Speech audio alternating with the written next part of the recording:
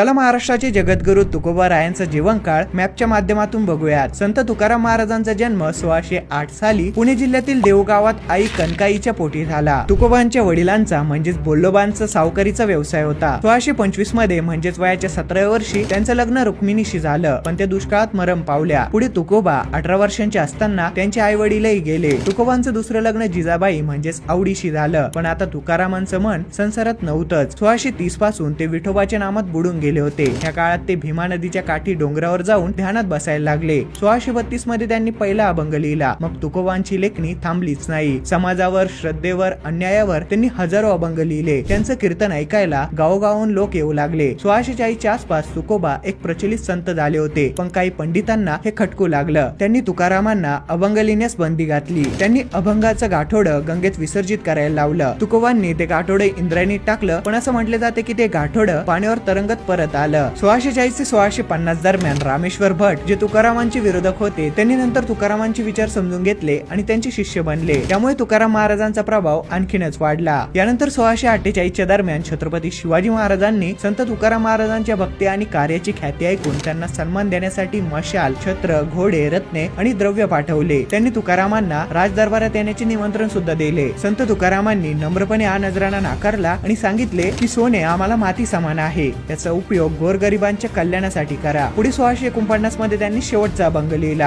आणि 1650 साली देवतील एका कीर्तनात विठोबाच्या रथात बसून ते आकाशात विलीन झाले अशी मान्यता आहे। तुकोबा संत म्हणून गेले, पण अभंगातून आजही आपल्यात आहेत। तर त्यांची माहिती एक लाईक करून सर्वांसोबत शेअर करा।